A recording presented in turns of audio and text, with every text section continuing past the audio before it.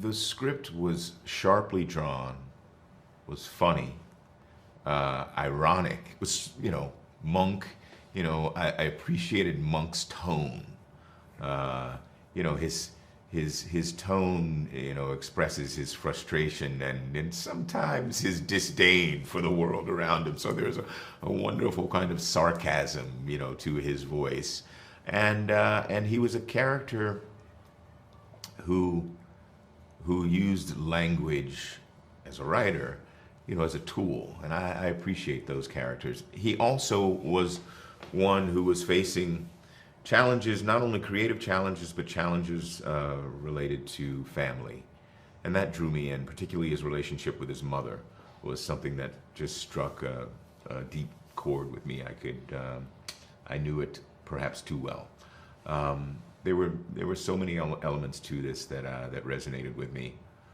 And I sensed too that could resonate with an audience, and I think audiences are going to be pleasantly surprised based on what they know of the film when they see the film, in that they're going to find themselves in elements of this story in unexpected ways.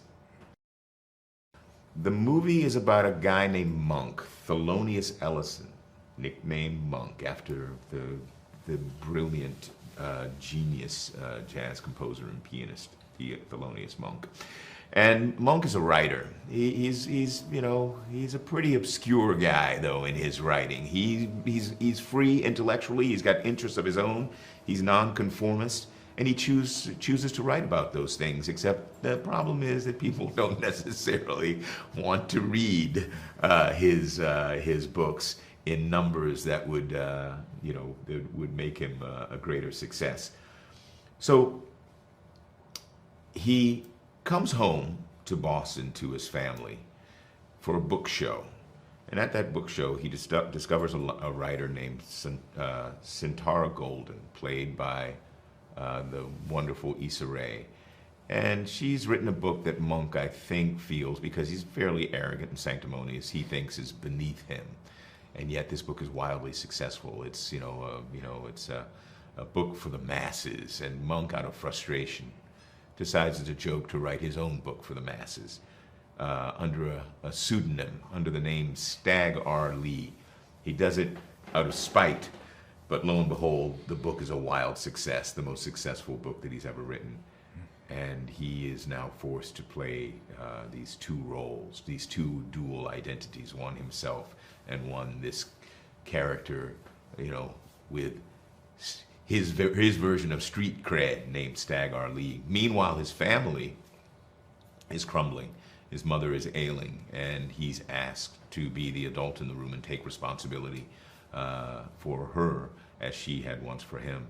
And so these things clash, and it's a story about his journey through that and about the sacrifices that he's asked to make on behalf of love and family, and on, his reconciling with his own voice, his own creative and intellectual place in the world, and the world as it is. It's there's a lot there. There's a whole lot there. You'll laugh, you'll cry. Ideally, you'll want more. Monk writes a book called My Pathology, which he later renames, again out of spite, Fuck. He's a marketing genius as well as a talented writer. Monk is irritated by the success of the book because he wrote it as a means of that's a very good question, actually. It's a very good question. Because in fact, perhaps he shouldn't be surprised at its success. He writes it to emulate a book that's wildly successful, but he writes it from a point of view of disgust and anger. So in some ways, he's not surprised, but he's he's disappointed rather, because it's more of an indication of his own isolation as an artist and as an intellectual. So perhaps he's not so surprised, but he's certainly angered by it. Monk is a writer. In the book that the film is based on, there are these wonderful moments that are almost like spells where Monk describes these interests that he has in fly fishing, in woodworking. And they're so beautiful, they're so quiet and meditative, and they have nothing to do with what perhaps mainstream expectations are for a man such as him. And I think they really, that's who he is. He's a guy who is his own man, who's his own artist, a writer, who's not interested in conforming, but is interested in being free. And it's about the world's resistance to his freedom, and it's about the ways that resistance inform his personality, his frustrations, and his isolation. He's also a little bit of the boy with his thumb in the dike being his family.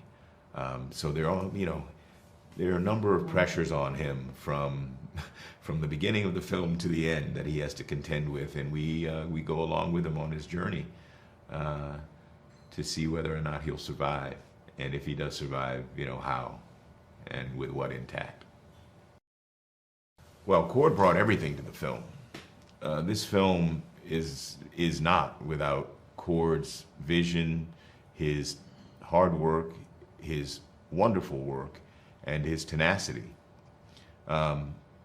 He adapted this novel from Percival Everett's book, Erasure, and when no one else had interest in that, and that takes some force, and it takes some foresight. I mean, he knew that this story wanted to be told, and he also knew that the story wanted to be heard and seen, which is pretty wonderful and pretty nice gift for all of us who are part of it. And he's a first-time director, and we recognize that. But he wrote a script that had so much information in it for us as actors that it almost served as a co-director. When Cord was on set, I never really had a question of him, as to what anything meant, because it was so clear.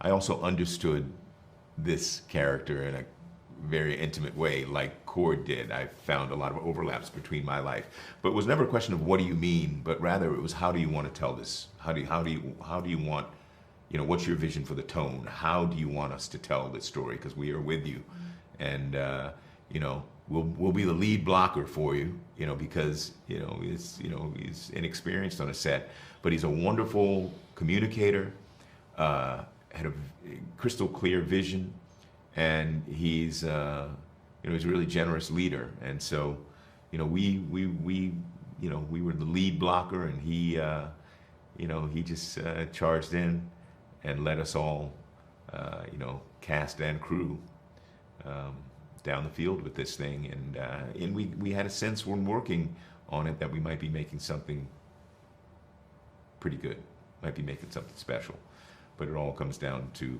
Cord's vision and leadership.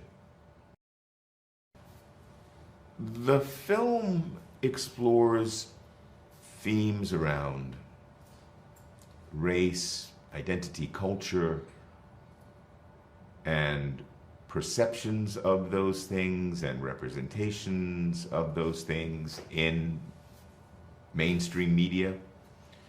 But it also explores more elemental and universal themes around love, family, personal isolation, personal responsibility. And I think those things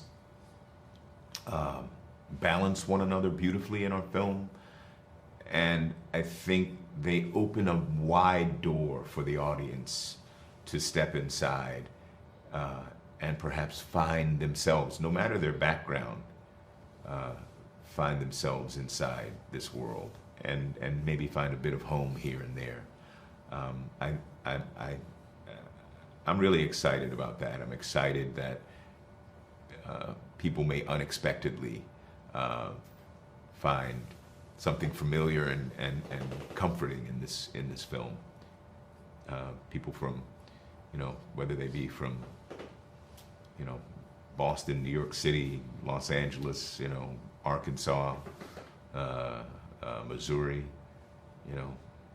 the UK or Germany, I think there's something in here that strikes a very human chord.